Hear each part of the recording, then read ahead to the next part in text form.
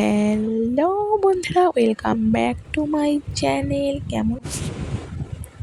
কেমন আছো তোমরা? আশা করছি ভালো আছো। তোমাদের ভালোবাসায় আমরাও ভালোই আছি। তবে আমি কয়েকদিন যাবত তোমাদের সঙ্গে ভিডিও শেয়ার করতে পারছি না, কারণ আমার শরীরটা একদমই ভালো নেই। মানে প্রচণ্ড কাশি, সর্দি, এরকম আর কি। আর তোমাদের তো এর আগে আমি বলেছিলামই যে আমার শাশুড়ি মার চোখের অপারেশন করেছে, তার জন্য যেহেতু সবার একসঙ্গে রান্না করতে হচ্ছে, সেই জন্য কিন্তু আমি সেরকম ভিডিও করার সুযোগই পাচ্ছি না। আর আজকে যেহেতু আমার মা এসছে আমাদের বাড়িতে, সেহেতু একটু টাইম পেলাম তোমাদের সঙ্গে ভিডিও শেয়ার করার। তার জন্য দেখো আমি এদিকে কিন্তু রান্না করছিলাম আর তোমাদের সঙ্গে ভিডিও শেয়ার করছিলাম। তো আজকে আমি কী কী রান্না করলাম সবটাই তোমাদের সঙ্গে শেয়ার করব। তো ভিডিওটা স্কিপ না করে সম্পূর্ণটা দেখতে থাকো। আশা করছি তোমাদের ভালো লেগে থাকবে। ভালো লেগে থাকলে অবশ্যই চ্যানেলটি সাবস্ক্রাইব করে পাশে থেকো। আর আজকে অনেক কিছু রান্না করব, কারণ আজকে আমাদের বাড়িতে চলে এসেছিল মিস্ত্রি। কারণ আমাদের পিছনের বেড়াটা না ভেঙে গেছিলো, তার জন্য কিন্তু মিস্ত্রি চলে আসছে। তার জন্য মিস্ত্রিদের কিন্তু দুপুরে খাওয়াতে হবে। তার জন্য দেখো এদিকে কিন্তু আমি অনেক কিছুই আজকে রান্না করে নিচ্ছিলাম, সবটাই তোমাদের সঙ্গে শেয়ার করব। তো কেউ ভিডিওটা স্কিপ না করে সম্পূর্ণ ভিডিওটা দেখো। ভালো লেগে থাকলে অবশ্যই চ্যানেলটি সাবস্ক্রাইব করে পাশে দেখুন। তো তখন বাজে প্রায় সকাল 10:30-11টার মতন। তখনই কিন্তু আমি রান্না বসিয়ে দিয়েছিলাম। আর ওই দেখো আমার মা পিছনে দাঁড়িয়ে আছে, ওখানে বসে আছে।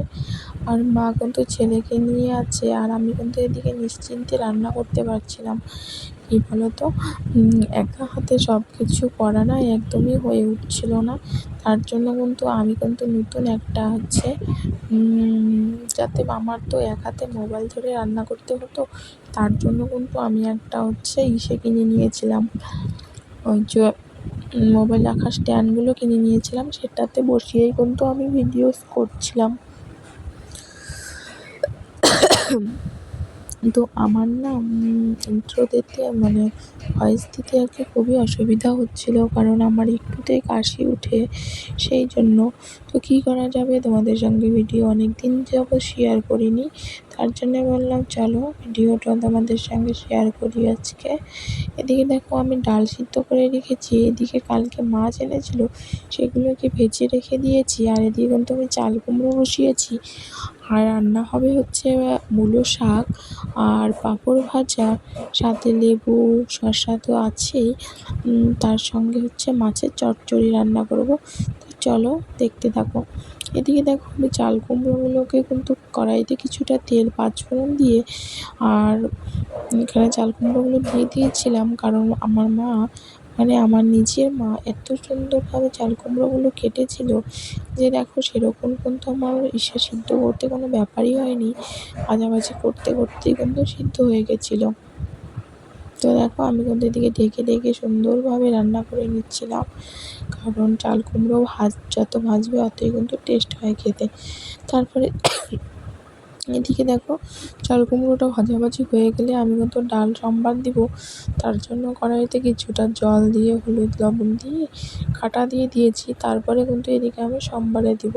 কড়াইতে কিছুটা পরিমাণ তেল, শুকনো লঙ্কা, পাঁচফোড়ন, কাঁচা লঙ্কা, পেঁয়াজ ভাজাভাজি করে তারপরেই কিন্তু আমি ডালটাকে ছেড়ে দিব। আর আমাদের বাড়িতে সেরকম কেউই ডাল খায় না, যেহেতু আজকে মিস্ত্রি আসছে, সেহেতু আমার কিন্তু ডাল রান্না করতেই হচ্ছে। তো চলো এদিকে দেখো ডাল সম্বার দিতে দিতে বরমশাইকে ফোন করে নিচ্ছিলাম, কারণ আমাদের যেহেতু সারের দোকান, সেহেতু কে কখন সার নিচ্ছে সবগুলোই তো ওকে জানাতে হয় না। তার জন্য কিন্তু আমি এদিকে বরমশাইকে ফোন করে নিচ্ছিলাম, কারণ আমার ফোনের মধ্যে রিচার্জ শেষ। তার জন্য আমি আমার মায়ের ছোটো ফোন দিয়েই কিন্তু ফোন করে নিচ্ছিলাম, আর এদিকে রান্না করছিলাম। কখন কখন কে এসে সার নিয়ে যায়, তো সবগুলোই কিন্তু বরমশাইকে জানাতে হয়। যেহেতু ওদের একটা হিসাবের ব্যাপার থাকে, সেহেতু ওদেরকে জানাতে হয় কে কটা নিল বা কে কী নিল না নিল সবটাই জানাতে হয়। তার জন্য কিন্তু আমি কিন্তু এদিকে যতই যে সার নিক না কেন, আমি কিন্তু সবগুলোকে বরকে ফোন করে বলি। তারপরে দেখো, এদিকে আমি ডালটাকে নামিয়ে নিয়েছি। তারপর কড়াইতে তেল দিয়ে কাঁচা লঙ্কা আর পেঁয়াজ কুচি দিয়ে দিলাম। কারণ এখন বসাবো আমি মাছের চচ্চড়ি। তার জন্য কিন্তু আমি সুন্দরভাবে পেঁয়াজটাকে ভেজে নিয়ে তারপরে দিয়ে দিই এখানে ছোট ছোট করে কেটে রাখা আলু। যেহেতু আজকে আলু দিয়েই মাছের চচ্চড়ি রান্না করবো, সেহেতু আলুগুলোকে ভালোভাবে ভেজে নিব আগে হলুদ লবণ দিয়ে। তারপর পরিমাণ মতন জল দিয়ে দিয়ে ভাজাভাজি করে মাছগুলো দিয়ে নামিয়ে নিলেই কিন্তু রেডি আমার মাছের চচ্চড়ি। আর এটা হচ্ছে, আমরা বলি চোকলা মাছ, কে কী মাছ বলো জানি না, তো আমরা এদিকে বলি চোকলা মাছ। তো মাছটা খেতে কিন্তু খুবই স্বাদ, যে খাওনি সে অবশ্যই একবার খেয়ে দেবে। তারপর দেখো, এদিকে কিন্তু আমি ভালোভাবে ভাজাভাজি করে নিচ্ছিলাম আলুটা, যেহেতু পরে আর অনেক কাঁচা কাঁচা মতো গন্ধ না করে, তার জন্য কিন্তু আমি আলুগুলোকে সুন্দর করে ভেজে নেব। তারপরে কিন্তু আমি পরিমাণ মতন জল দিয়ে দিয়ে ভালো করে ঢাকা দিয়ে দিয়ে রান্না করে নেব। আর এখানে কিন্তু আমি এক্সট্রা কোনো মশলাই অ্যাড করব না, যেহেতু মাছই দিব, সেহেতু কিন্তু কোনো মশলা অ্যাড করার প্রয়োজন হবে না। তো তারপর দেখো, এদিকে আমি ভালোভাবে মাছগুলোকে দিয়ে ঝাল করে নিয়ে নামিয়ে নিয়েছি। তারপর এদিকে কড়াইতে তেল দিয়ে কিছুটা আদা থেতো করে শুকনো লঙ্কা কাঁচা লঙ্কা দিয়ে আমি কিন্তু বসিয়ে দিয়েছি মূলো শাকগুলোকে। এইভাবে পরিমাণ মতন লবণ দিয়ে সুন্দরভাবে ভেজে নিলেই আমার রেডি মূলো শাক রান্না। আর এদিকে কিন্তু মাঝখানে আমি পাঁপড়গুলোকেও ভেজে নিয়েছি, যেটা স্কিপ নেওয়া হয়নি। তারপর কিন্তু আমি এদিকে ভালোভাবে আমি গ্যাসটাকে সুন্দর করে মুছে নেব। যেহেতু আমার রান্না শেষই, যেহেতু গ্যাসটাকে মুছে রাখলে আমার কাজটা অনেকটা এগিয়ে যাবে, সেই জন্য কিন্তু আমি এদিকে সুন্দরভাবে গ্যাস টেবিলটাকে মুছে নিচ্ছিলাম। তারপর দেখো গ্যাসটার কি অবস্থা হয়েছে, এটাকেও আমি সুন্দরভাবে মুছে নেব, স্কিন করে নেব একদম। এখানে কিছুটা পরিমাণ আমি কিন্তু সাবান গুঁড়ো অ্যাড করব, করে আমি গ্যাসটাকে ভালো করে মুছে নেব।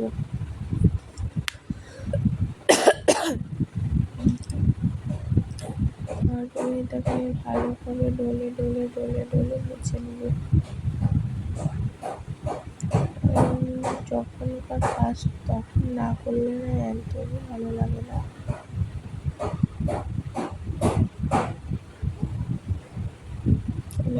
দিয়ে কিন্তু আগে আমি সাবান গুঁড়োটা দিয়ে ভালো করে ডলে ডলে নিচ্ছিলাম।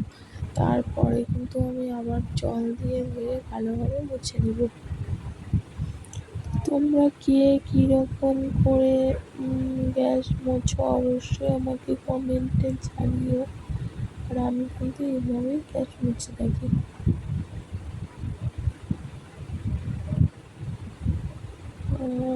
হচ্ছে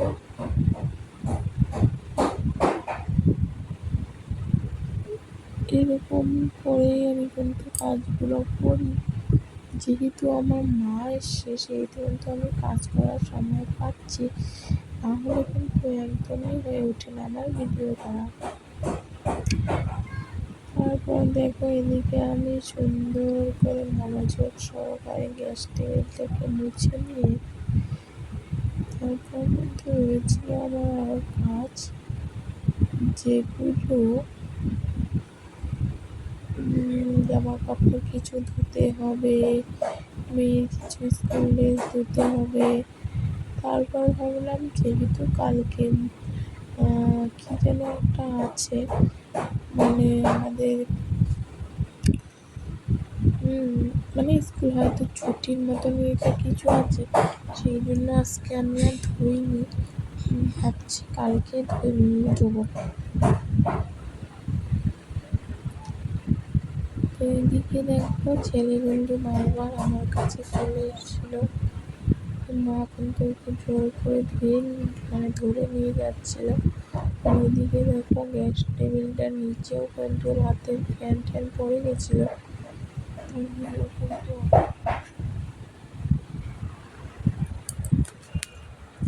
ভালোভাবে মুছে নিচ্ছিলাম। তো ভিডিওটা আর বড় করছি না, এখানেই শেষ করছি। ভালো লেগে থাকলে অবশ্যই সাবস্ক্রাইব করে পাশে থেকো। যারা যারা নতুন আছো অবশ্যই একটা লাইক করো। টাটা।